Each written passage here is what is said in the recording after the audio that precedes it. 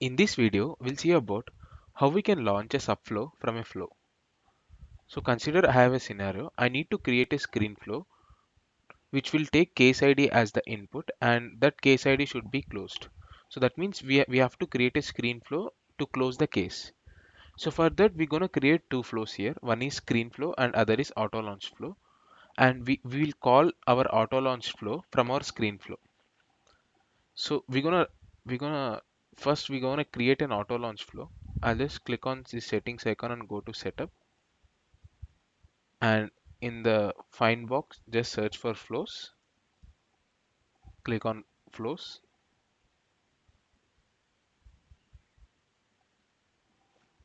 and click on new flow,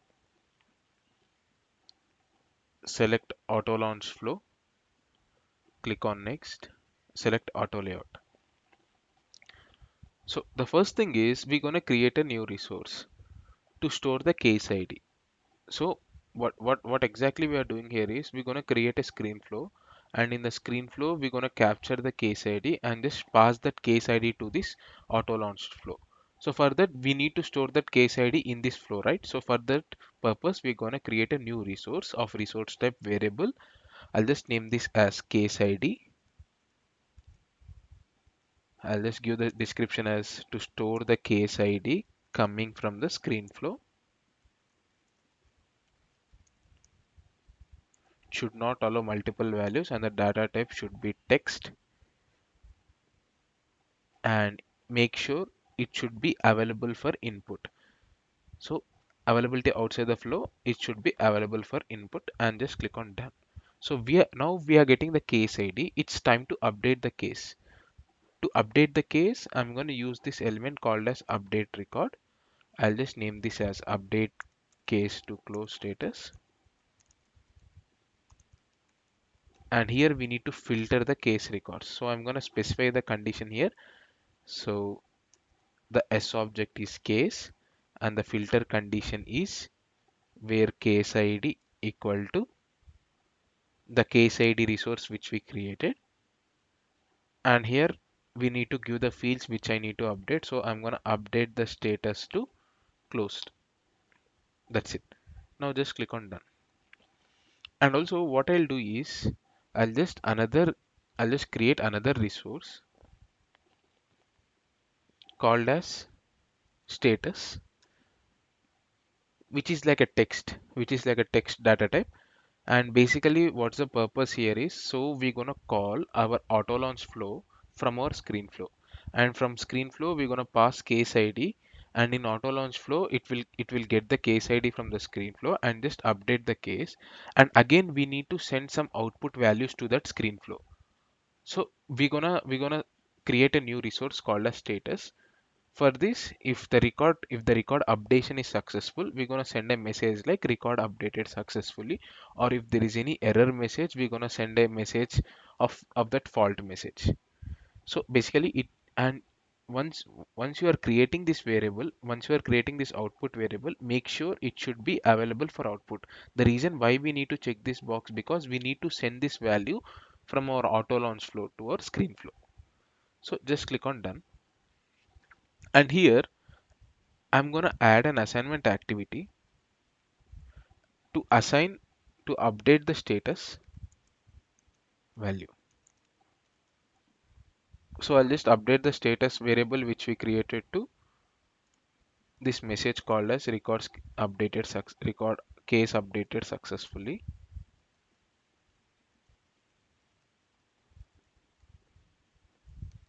and click on done. And if there is any error while updation of the record, so we need to store that in the status variable itself. So for that I'm going to add a fault element here. I'm going to add a fault path. Basically the use of fault path is it will, if there is any error happening in this element, this loop will be executed and we can catch the fault message. So I'll just use the assignment activity, update status value to error, and here I'll just use this variable called as status equal to the fault message. So fault message includes the error message. So it's stored in $flow dot fault message and click on done. Now just save your flow here. I'll just name this as move case status to closed and click on save. Now just activate your flow. Now we have created our auto launch flow is ready. Now it's time to create a screen flow. To create a screen flow, just go back to your flows and here I'm going to click on new flow and this time it's going to be a screen flow. So I'm going to select a screen flow and click on next, click on auto layout. So what I'll do is first thing is I'm going to add a screen element.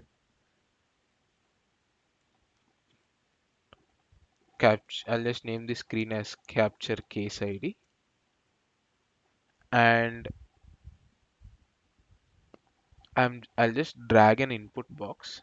I'll just drag an input text box here to capture the case ID. So I'll just name this as enter case ID. Should be a required type. As of now, I'll not concentrate on this default value. I don't want this and just click on done. So now once the end user has entered the case ID, so this case ID I need to pass to my auto launch flow. So what I'll do is I'll just click on this plus icon and you can see in under the interaction section there is an element called as subflow which will launch another flow. So here we need to select the flow which we created. So this is the flow which we created, move case status to closed, and I'll just name this as move case status to flow close. And you can see here set input values. So I need to pass case ID which is entered by the user and it's stored in this screen component called as enter case ID. And if you want to manually assign variables like once the case updation is done, we will be getting the status of it. So if you want to manually assign variables, you can just create a new resource and store that value, or else you can directly access it. So I'll show you how can we access the output variables. So now we are just passing the case ID and just click on done. So once the updation will happen in this flow and it will return me a success variable which includes a message. If there is any error in the updation of the record, it will catch the fault message and just return it to the screen flow. So we're going to display that message in another screen. So I'll just name this as display output and here I'm going to drag display text, display, name this as case output, and the resource here is you can see here. So our subflow will have an output variable called as status. I'll just print the status here and just click on done. Now just click on save, close case screen and click on save. Yeah, you can just activate your flow here and also you can just debug the flow here itself. So I just clicked on debug here.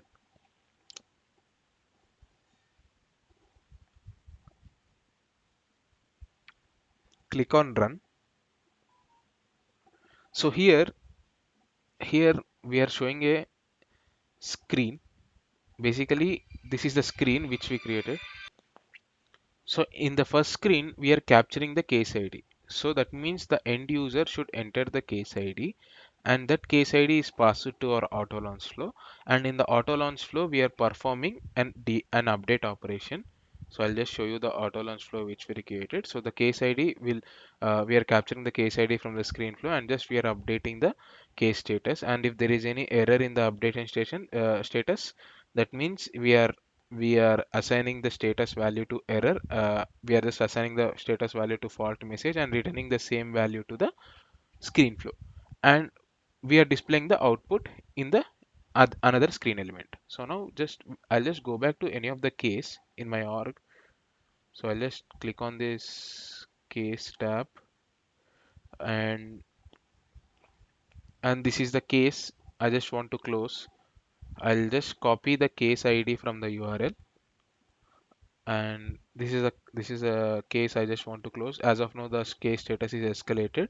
So now what I'll do is I'll just go back to my debug screen, and here I'm going to enter this case ID and just click on next. And you can see here the case status has been updated, and you can see a message called as case updated successfully. And this is coming from here.